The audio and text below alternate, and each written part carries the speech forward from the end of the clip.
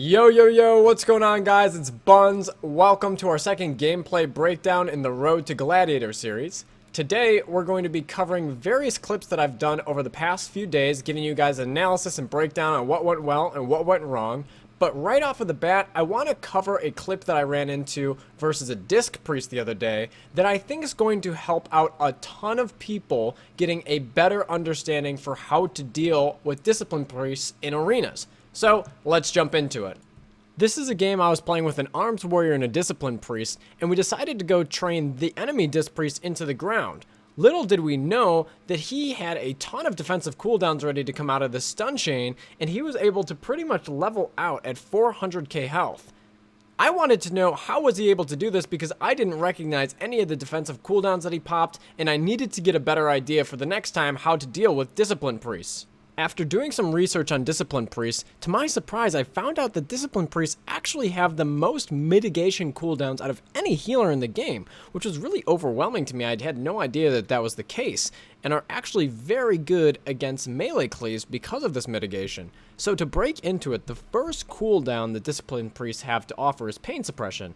Now, pain suppression reduces all damage taken by a friendly target by 40% for 8 seconds and is castable while stunned. Now, this is on a 4-minute cooldown, but can be reduced to 3.5 minutes with their artifact tree. And this is a very strong cooldown because not only can they use it on any person in the game, but they can also do it while they're stunned in CC. And 40% damage reduction is really strong, even though it is a long CC. Now, another cooldown that disc priests have available to them is Power Word Barrier. Power Word Barrier is a holy protection barrier that you can drop down on a target location for 10 seconds, and it reduces all damage taken by 25% and prevents damage from delaying spell casting for anyone standing within it for 10 seconds. Discipline priests also have an honor talent available to them called Dome of Light. Now, Dome of Light reduces the amount of damage you take in Power Word Barrier by an additional 25%, and reduces the cooldown on Power Word Barrier by 60 seconds, putting it on a 2-minute cooldown. This is an extremely strong talent for AoE mitigation, putting everyone within this at 50%, and if you stack that on top of having pain suppression at the same time, that can put a target at 90% damage reduction. That is insane. And this is what is available to disc priests just between 2 big cooldowns, but it's still an inordinate amount of damage and pretty much forces you to swap off that target and completely get out of anyone standing in Power Word Barrier. Discipline priests also benefit from a passive called Focused Will, which causes melee attacks against the discipline priest to reduce damage you take by 15% for 8 seconds, and it can stack up to 2 times, giving you 30% damage reduction. And this is just a passive. So no matter what, if you're a melee cleave trying to take on a discipline priest, regardless if they're able to pop cooldowns or you've rotated through them or not, they are at very least going to have 30% damage mitigation, which is very strong for them defensively. It makes it hard to go on discipline priests even in a full stun chain without a trinket. And if that wasn't enough, they also have an ability called Rapture, and Rapture completely removes the cooldown on Power Word Shield. And this can be comboed in with another talent choice that they also have called Strength of the Soul. And Strength of the Soul, when you have Power Word Shield active on a target, they take 30% less damage, which is just insane. So you just start adding up all of these cooldowns mixed in place, and you could be anywhere from 40 to 50 to 100% to over 100% damage mitigation. It's just crazy. So the question becomes, how do we deal with discipline priests having so many mitigation cooldowns? How are we going to be able to lock them out or kill them on their team before the other team kills our healer? And realistically, the best way to hurt a discipline priest is doing hard swaps. So hit the discipline priest, hit one target, force some damage mitigation cooldowns like pain suppression or Power Word Barrier, and then swap to another target, because the discipline priest is going to fall behind in healing right now.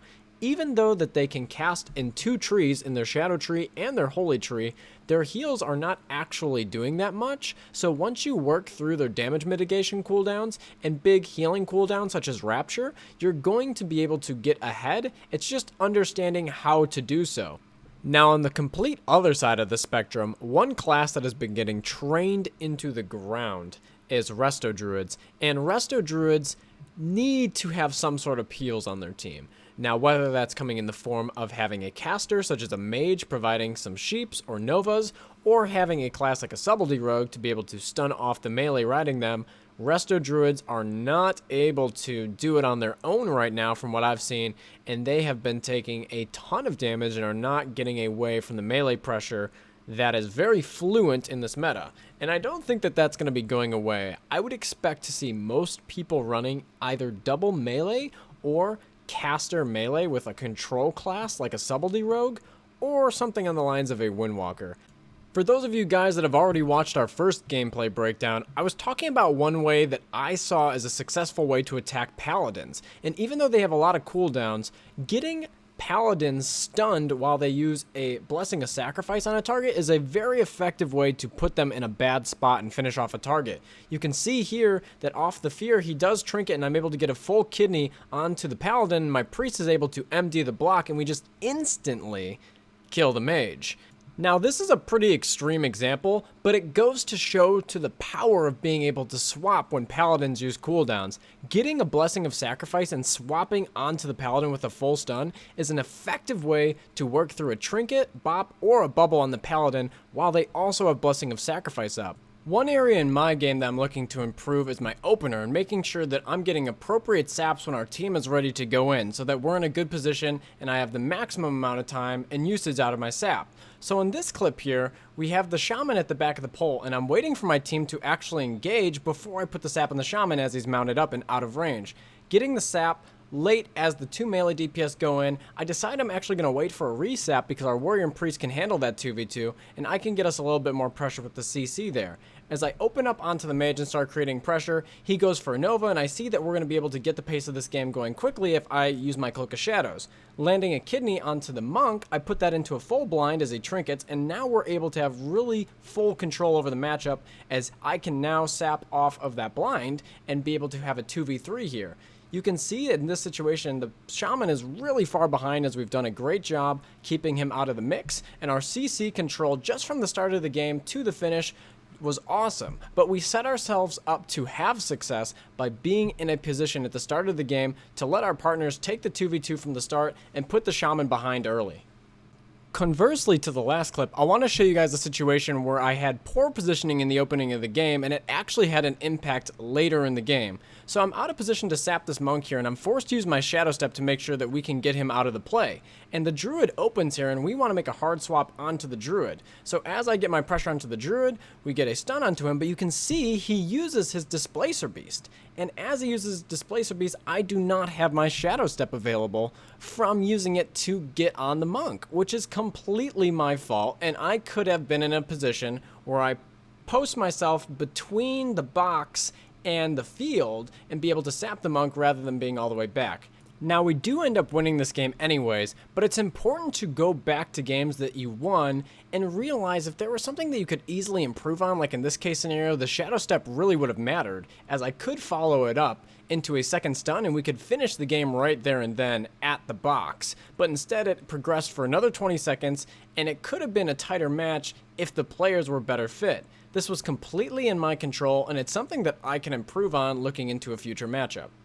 The last clip that I have for you guys today is against some tier 1 players that we ended up queuing into in skirmishes. This is a great clip to be able to go back and look at how the game went to see on areas that you did well and areas that you can improve. Now at the start of the game, the Monk is ending up being AFK, which I didn't realize, but next time I need to take my pathing to go right up the middle and just avoid the DK's AoE. Going in here, I'm going to get some combos on the warrior, but you can see that right now I should take the time to use a kidney shot here. Not only will most likely it will force his trinket due to his monk still being in a sap and being line of sight, but we'll be able to get his trinket out earlier in the game and I can rotate through some combos. Instead, I elect to go with the Nightblade damage, trying to get some pressure going immediately, and the warrior uses his Blade Storm, so I'm not able to peel the warrior off with a cheap shot or anything else for that for a short period of time. Now, as he continues the chase here, we are going up and kiting towards their monk, so I'm able to get a blind off and force the monk's trinket here, which is good. We do get the monk's trinket early. At this point, we're just trying to get some damage going and peel the melee DPS until we can get some further CCs on the monk with no trinket. Now here, I end up having a situational awareness issue where the mage on my team goes for a ring, and I was thinking at the same time I was going to jump over and CC the DK, and we end up overlapping there, and that's completely my fault. I should be able to see that my mage is casting his ring animation and let him handle that. I just jumped the gun. I sap off of the sheep and we try to get some more pressure onto the warrior, but he's pretty much sustaining at half health. We used our big CC cooldowns the last time around to force his trinket, including my blind, so I just get an off kidney and we keep the pressure going. One thing that hurts us here is that my paladin uses repentance on top of my kidney shot, but we do force bubble kind of out of a panic out of their Mistweaver, so I put the pressure on their Mistweaver to force their melee DPS back to peel for me and take some relief off of our healer, because I have a lot of cooldowns up at this point. I'm not too worried about myself. I go behind the box here and I have the warrior in a spot where I can stun him behind the pillar, and our mage lands a sheep onto the Mistweaver monk. So at this point, we have great pressure, a ton of damage going onto the warrior, and you can see here that I have pressure on the warrior. He leaps away. I elect to go for the resap. Now, watching this play finish off, we see the warrior. We get him very low, just down to 25k, and the Mistweaver is able to pick him back up with some heals. I don't have a ton of CC that's available. I do trinket and put a short kidney onto the monk, but at that point, it was pretty much unnecessary, and I probably shouldn't have wasted my trinket or my kidney. I was just hungry for the kill.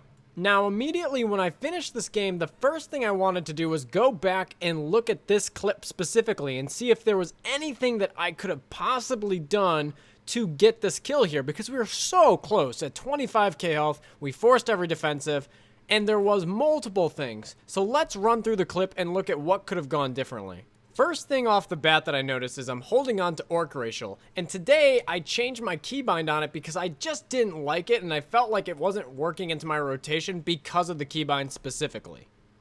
As we let the clip run, I get a few combo points onto the warrior, but then I elect to turn around and sap off of the sheep. Now my mage was thinking the same thing as well too, and we both end up committing over to CC him. And it would be better off for me to let my mage go over there and get the CC off, as he's a ranged class and I can keep on the play on the warrior, but this is a skirmish. We weren't in voice comm, so that communication wasn't there. And that's okay in this situation. I'm okay with making that mistake because I was thinking about the right play. But we just both committed to it, and that's something that in a skirmish and without voice communication, that's a mistake that's going to happen, but looking in the future, it's something that I can learn from. As I continue committing towards the warrior, I have Cold Blood available. That does 12% of the target's health and shadow damage, which would probably kill him here as he's got his parry up. Not only this, but as his parry falls, I have my artifact weapon available. I could use that and kill him here. Not only that, but I would also have leftover energy to help finish off the rest of the play. So I missed a few different ways where I actually could have killed this guy right here if I was using my globals efficiently. Now the play continues on, and the Mistweaver is able to top back up the warrior, and we have to find a way to generate some pressure again as they have cooldowns coming back up. We get some pressure onto the warrior. Our paladin is dealing with their DK behind the box, and we're going to leave him there at this point because he doesn't have the warrior on him yet. I get an off kidney onto the DK to get some peels off on him, and we get the pressure back onto the warrior. Their entire team is pretty stacked here, and I'm looking to get some pressure onto the healer by putting a cheap shot onto him to see if our mage can get CC, but he's having trouble with their melee, so I start putting damage onto the warrior. Now our paladin's able to get a repentance on the monk, but it gets overlapped by the sheep, so we end up screwing our DRs there as well too. Getting a good look at the warrior here, the monk is out of line of sight for me to be able to blind, and I can't get it for about half a second, but it does force his trinket. We are able to get bubble out as well too. At this point, we are pretty far behind, and I'm trying to get some CCs for our team, but we're pretty much on the back foot and are not going to be able to catch up at this point. Now, this was absolutely a winnable game. We had two different opportunities, one which slipped through our fingers, and the second one, potentially if we line up our CC more efficiently, we could get the kill at the box. But this is nothing to be ashamed about. Everyone makes mistakes. It's important with what you do with those mistakes. We go back, we look at the footage, and we see what could have gone better, so that the next time around, you have a better understanding for how to deal with that situation. Thank you guys so much for watching. This is our second gameplay breakdown in the Road to Gladiator series, and we're already making steps in the right direction. Going back and looking at footage is the fastest way that you can make improvements, as long as you keep an open mind to looking at what you can do better, things you're doing well, and goals for the future. I will catch you guys on the next video. Keep it easy, everyone. Yo, what's going on, guys? It's Buns. Welcome to the Road to Gladiator. Now, today we're going to start a new segment in the series called Gameplay Breakdown. Now, this is where I take the past 2 or 3 days of games that I've played on stream